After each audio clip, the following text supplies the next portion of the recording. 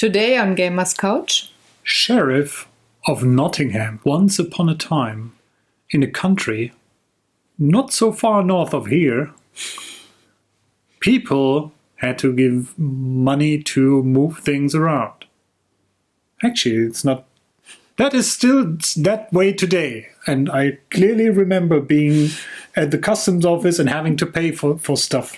but there was no sheriff, Joe. There was just There was a very heavy man holding open his palm, making it. give me money. Muss zahlen. German lesson of the day. Welcome to Gamers Couch. Today Hello. we're talking about Sheriff of Nottingham. This is Daniel, my sweet husband, and I'm Sarah, the artist behind Pinselgeschichten and owner of this channel.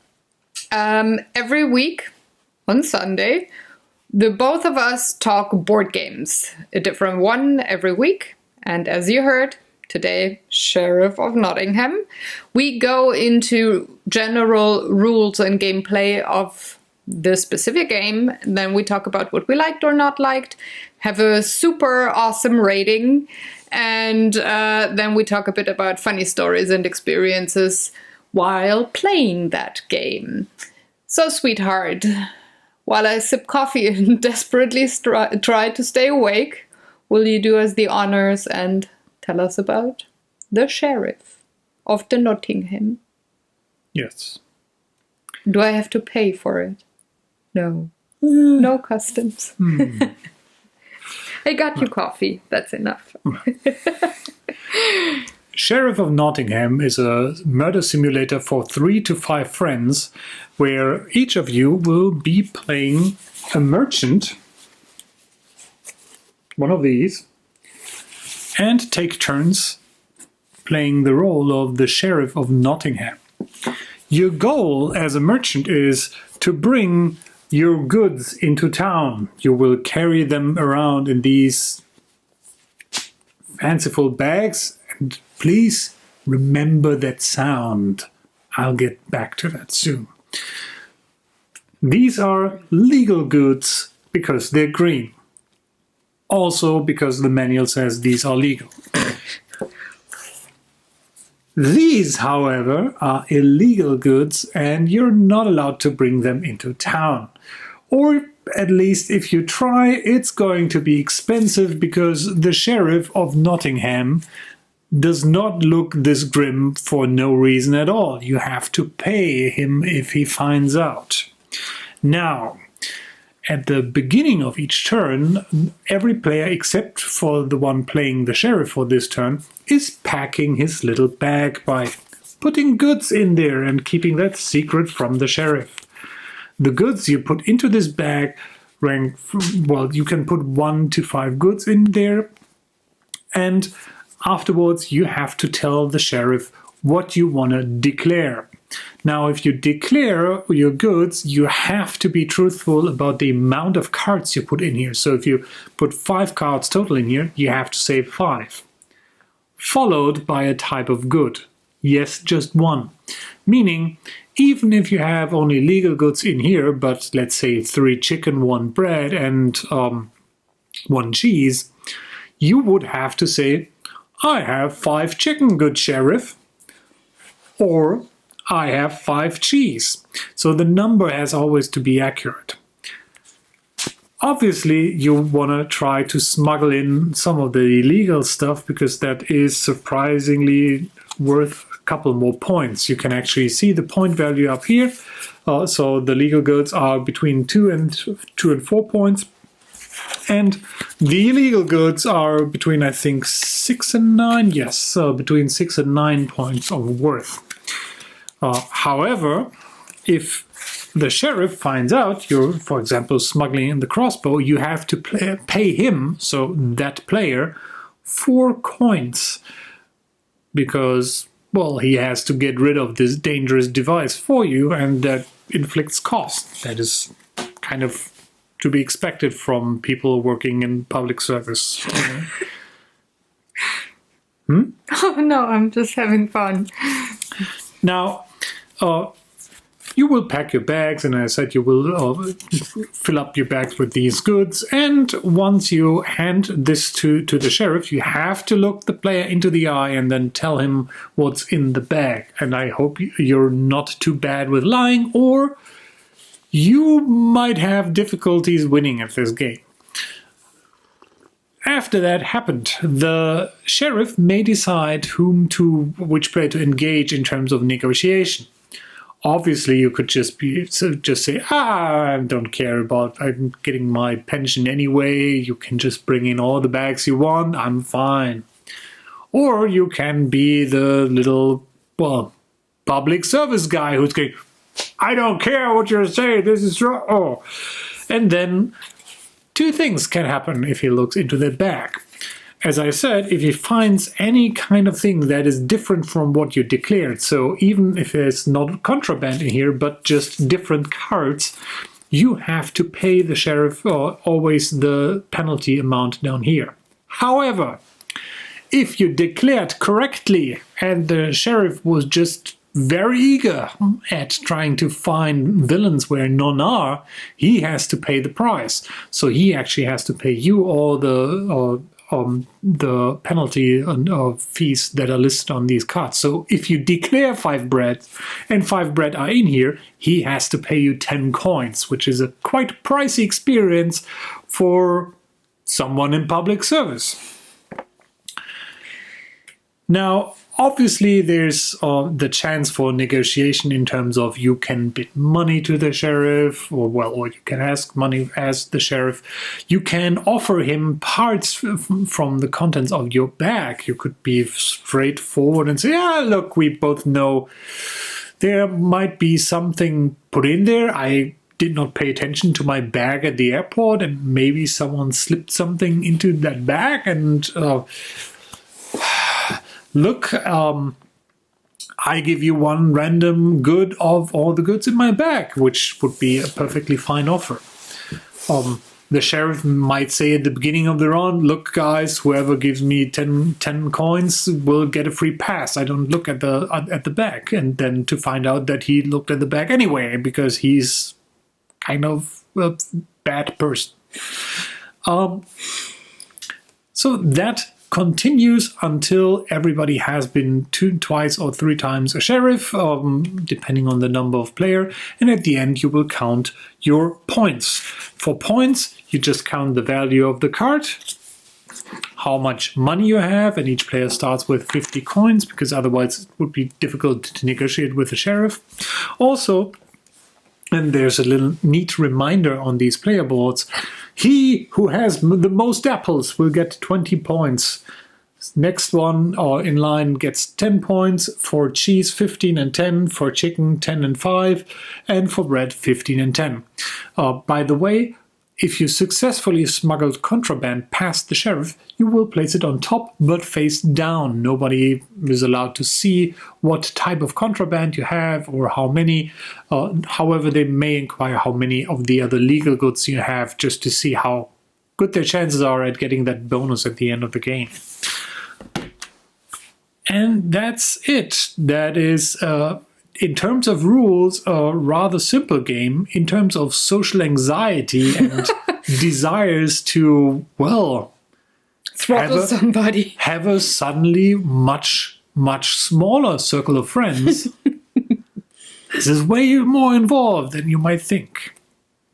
You didn't talk about the special cards. Yeah, there are some, and excuse me, I have those red eyes not from another glass of wine from our viticulture experience, but it is, let's say, very late Sunday. It's totally light outside, as you can see. Babe, I'm sorry to disappoint you, but if they saw the talk o'clock from Saturday, they know when we're shooting because I made a vlog. You're lying. He's lying. You have to pay the dudes that are watching.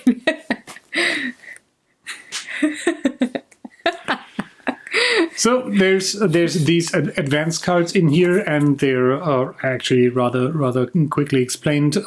These are also worth points and also come with a penalty, but count as multiple types of bread, chicken, apples at the end of the game, which again is important for the bonus to get. So if you bring rye bread, which is an illegal good, well, you spotted probably the red corners.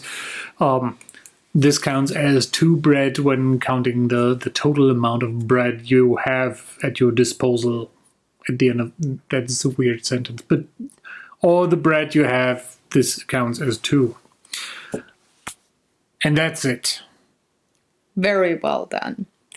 So it's really nice when we have a game where the explaining section is super short, because then we can hop very quickly into my favorite section, which is likes and dislikes. Now, I'm giving a premonitions. That's the word, right? What are you trying to say? I know in advance what Sarah is going to say about the things she likes, and I'll give you the hint again. You really have fun playing with that back and our sound recording system, right? And I guess when we're editing, you're sitting next to me. Go to that place where I made that with the bag. I want to hear. Go to that place where audio levels are going through the roof. And yeah, great. Thanks for the gift while editing. But we're still shooting. So let's talk about what we liked or not liked. So, we had this game on our, we gotta get that at one point list for a while, and kind of a bigger list. Yeah, but it was on our list, and Saint Nicholas, or the Advent Fairy, managed to get it for him. So we only acquired it in December and played it quite a lot since then. What I like is this is a perfect starter game for a gaming group. So you all get together, you are chatting maybe a bit on how the week went, and while that happens, you want to play a game where you have to pay attention, but not too much to not just talk in between. And since it's rather played fairly quickly, this is a perfect one for them. Not a lot to explain. There's nothing big to it rule-wise and remembering, but it's really fun, and it makes you giggle a lot when you, just like the bribing the sheriff, the conversations, you slip into a character, you may just be that character. We always are. We talk in Old German versus modern German. I guess people in English-speaking countries would do that as well. Might we want to pay some coins for me like that? I don't think they speak in Sutterly. What? The Sutterly. The old German. The one nobody can read because it has those fancy letters. Oh, yeah, well, I can read it. I'm sorry. I can read it slowly, but I can read it like where the S looks like an F and stuff like that. But anyways, we slip into characters, and it's super funny, and I like that about the game. I only like trick-taking or bluffing games to a certain degree, but I like how this game does it. Because you can play it totally fair and not cheating or trying to bring contraband into the city. But it's way more fun, first of all, to just bluff and lie. Let's just straight out call it. Bluffing is one thing. This is straight out lying people. Yeah, or you want to deceive them, like, of course I got contraband in there, and the sheriff opens. The sheriff opens, and then you say, nah, everything was legal. Just like that, manipulate people. It's really fun in that game, and the game does it nicely with the legal cards and the illegal cards. I do like, besides the way the game feels while playing, I very much enjoy the artwork and the quality of the components. I mean, the artwork is just adorable. It reminds me of Yellow artists, like games that are published with Yellow. But I don't remember who the publisher. Arcane Games. Arcane Games. This is actually well, I guess you might even know more than us. This is a reprint of an older game, which is from Arcane Wonders, I guess, and part of this is already part of the Dice Tower Essentials line. So if you came across YouTube videos of games, you might have seen them. Yeah. So it's really, I just really like looking at the components and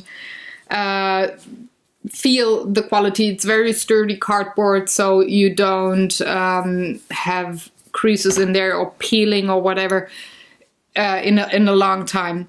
I do like the concept of the bag a lot, though in the beginning I was kind of... it's really sturdy. I know. I'm carrying a watermelon. Sounds a bit hollow, but... I'm carrying a watermelon on my neck. Like the bag. Yeah. No, in the beginning I was a bit, why did they make it so hard to open? But it is on purpose because you need to have that sound. And I really like just, you have a little velvet bag and you can tease the others by, I'm gonna open, or you gotta pay, you need to pay. Once that sound happens, or whenever a bag is opened, well, the sheriff has to inspect the bag. Yeah. So it is a very poignant moment in the game where you're waiting for. Is he bluffing? Is he maybe? Okay, you give you 2 more coins and then. So I just really liked how the game is put together. I didn't read the manual, so I can't speak to that. That's your point, but all in all, it's a sweet family game, or a starter game for a game night. Again, very simple, but a hell of a lot of fun at the table. So it's just a nice combination there. So what do you think?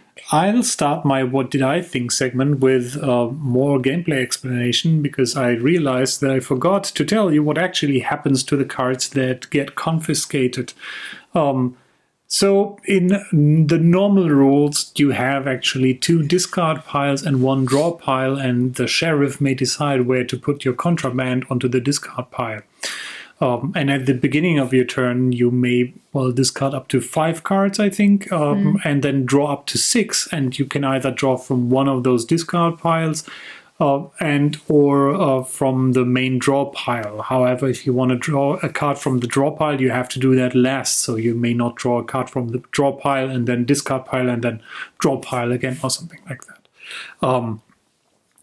However, to my excuse, and that is kind of just a minor modification we did last time. We actually, and this is, and now I'm jumping into the gameplay experiences thing, but just to clarify, we played this last time with just 1 regular discard pile, and you have to pick what you draw, and it was as fun. And actually playing with 5, that was a little bit quicker, faster than you're allowed to dig through the discard piles. And I think we're going to do that again with maybe even 4 players. Yeah. Regardless, I'll start right where you ended. These are genius. I like the production quality on the bags. I like being able to really put the other one under pressure. Memoriam boy. So these are really cool, and I think this game it would certainly work, but these bags are really the most important thing about the entire game, because that discussion with bag in hand with the sheriff is what makes this game different from other games we have that are about either deduction or bluffing or trying to lie people in their faces right away. I was just about to say bluffing is called lying, as I just learned. Wait until I get the sheriff back, then you have to pay for all that insolence. Actually, I don't care that much about the artwork in this game, but I like it. I like specifically the character cards. I mean, I like the yellow one best. You already said that they remind. He looks ridiculous. Those stick figure. No, you did cover up the legs. I mean, all that body with these tiny stick figure legs. It's just hilarious. Yeah, and it comes with 5 characters, of which obviously 2 are women, and he's a dude. Actually, he's not an elf. I was, for some reason, I was under the impression, green with a bow or a crossbow, it must be an elf. But it's a hunter. Yeah. Yeah. And he looks creepy. Yeah. To say it nicely. See? He looks goddamn creepy. I Yeah. I wonder who would play the green.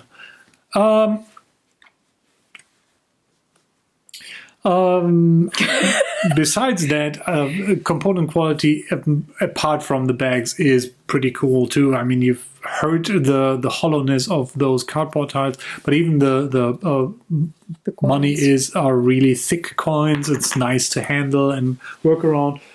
Another big plus point. Oh yeah. Not only are inserts really cool, but I'm terrible at this. You can take them out and put them on the table right away. So this goes even one step further of being able to play out of the box by bringing the box to the table and just leaving it there and playing from it right away, which is pretty cool.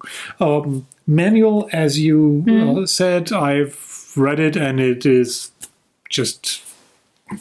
I think the important thing is things happen on 3 pages, if at all, and are explained even with a lot of pictures, so very easy to grasp. And even though I forgot about the draw and the discard pile in the gameplay explanation, I think you might understand how this game is played already by just watching me trying to tell you how this game is played.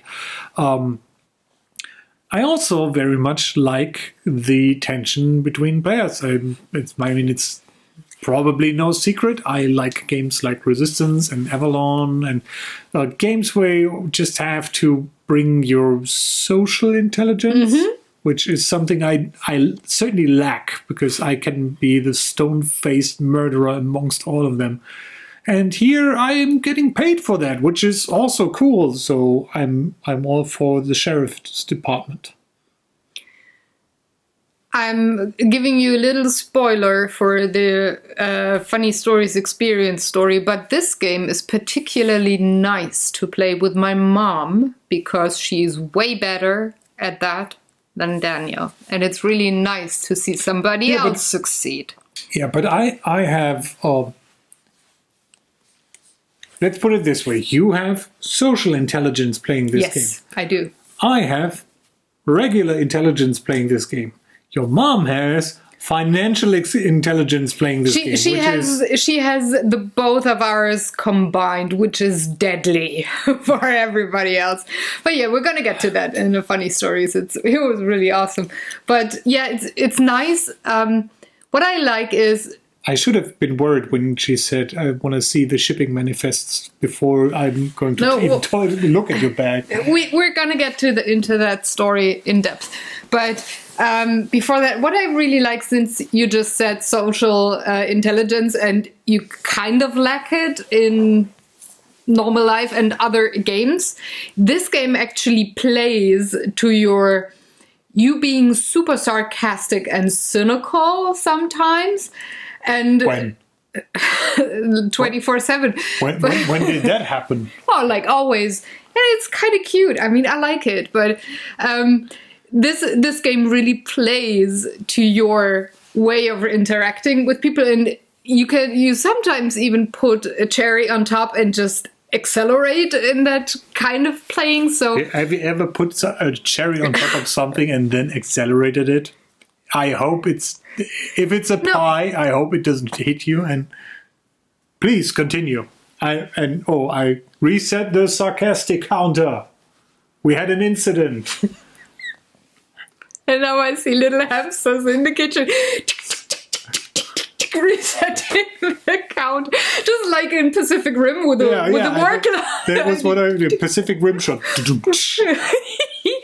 Anyway, it's really fun to play the game with him, especially because, he just has such a dry humor, and when you're the sheriff, it's so ridiculous that, it just plays to your way of communicating anyways. And if you are in a bad mood, you probably will be in a good mood once you were the sheriff. Or leave the house. Just because you're ridiculously funny when you play this game. And everybody else at one point joins in, though they might be a bit, shy in the beginning. But I can see you putting that up as a dislike. No, it was a like. Oh. It was a lie? A lie. A lie? So that's right. I want to get to the funny stories. Just one. Oh, just one. Shake it, shake it, shake it, shake it. 1, 2, 3. So it's a full 2 thumbs up. Yeah, I think really like it is. I totally see why they wanted to bring this game back and reprint it. It's very. Actually, it's not that much faster than other games we play. No. Part with 5, this plays fairly nicely, fairly quickly, and I think it's how to. Maybe that is the only thing that also is against it. This game heavily relies on the personality of everybody at the table. Yeah. And acts as a multiplier for that. So if you are with friends, maybe had a drink and just a relaxed environment, are able to throw mean jokes or what other think are jokes at them and have fun, then this is great and an incredible experience. However, if you have a shy crowd or people who just stern, or the German expression go into the cellar to laugh, then maybe not the right game. Yeah. Also, I would classify this as a party game, but it caps out at 5. So I wouldn't classify it as at a party game because you got to listen to the others. So if it's too loud around you. No, to me, this is like the Resistance and stuff. These are also party games for me, or Werewolf. Yeah. And for me, it falls into that category, or it fulfills that same social interaction part of those, although it actually isn't, because it is, well, as I said, it is 3 to 5 players, which is fine for small parties, but you actually get some more copies if you have a big party. I would even go so far, even if you have a party with 10 people, it is very likely that if 5 are playing and 5 are watching, that is entertaining as well. Yeah. With having roles switched. Yeah. Anyway. But let's tell you guys what funny stories and experiences we had with this game. So we played it with our gaming group, so 4 people. Then we played it with my mom, 3 people. And then we played it with our gaming group again, 5 people then. So the first game... disclaimer. We got one person in our gaming group, and you all know her, Tina. She really has a difficult time lying. Most of the times you see it on her face right away, so she really has... Aren't those people insufferable who are so ill-equipped for everyday life? So yeah, she really has a hard time with this game, but she tries. And the first time we played, we had 2 boys, 2 girls, and Daniel is a really nice, he's considerate, he's an understanding. Excuse my language, but he's an asshole if he's sheriff. Just like the job description. Excuse me? The job description says it's required for Next the job. time you're getting... But it was really hilarious because Styx, our other friend, he's like the capitalist in our group. He's very smart, but very... He's the guy who would say, yeah, he's an asshole, but here's the economic reasoning why that is the correct choice. It's thank you. The 2 guys battling against each other was just hilarious for us to watch. And then we tried to get our share of it, and Tina really, again, had a very hard time because you could see it on her face.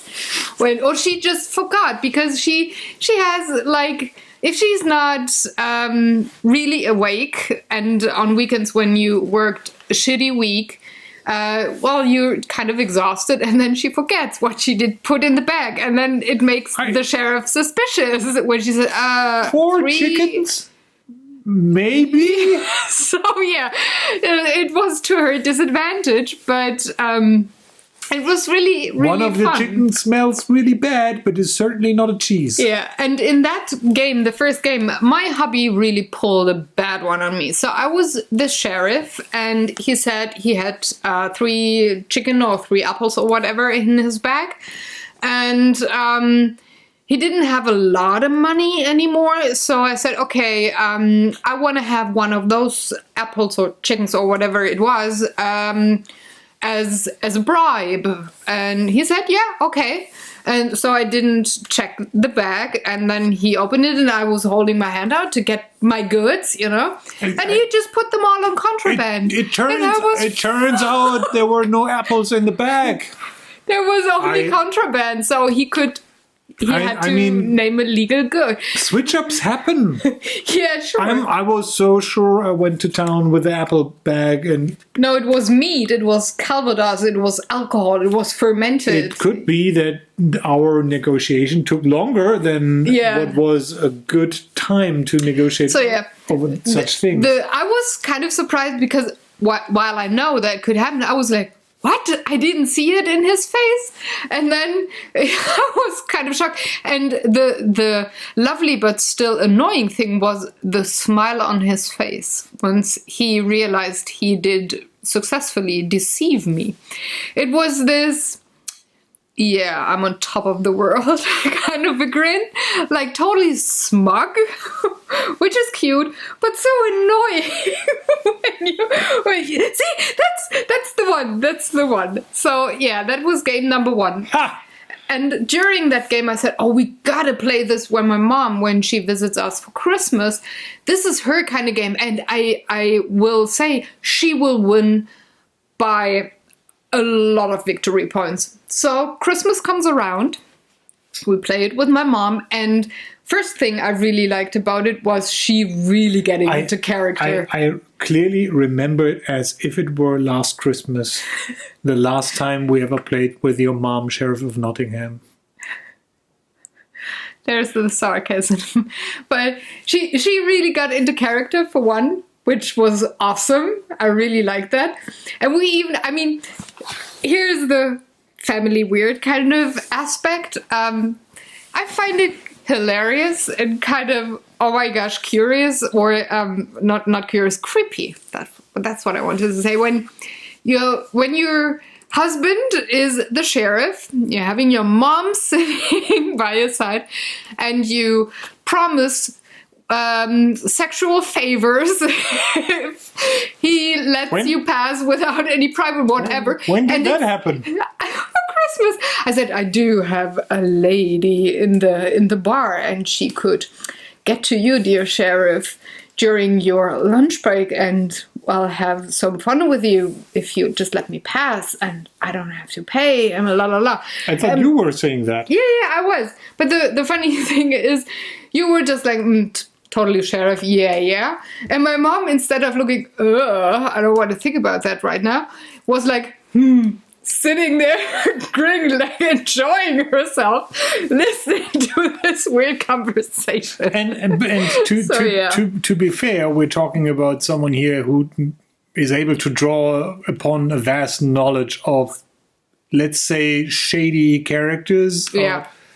By, well, I think one can say she worked as a kind of, what's it called, tax consultant.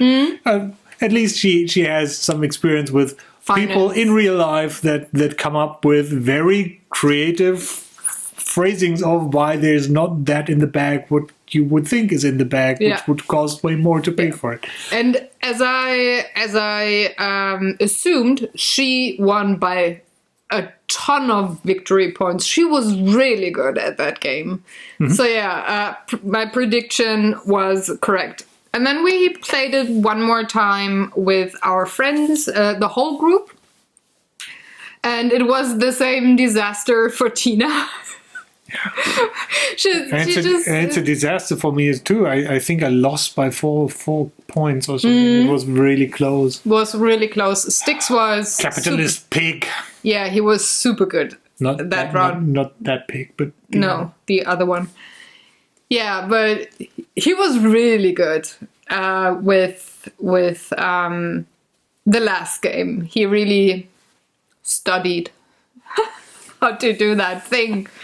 That's called, I don't know, what's it called? Winning? No, I was going for a finance term and I forgot it. Oh yeah, great. Hedging his bets? Yeah, kind of. Whatever.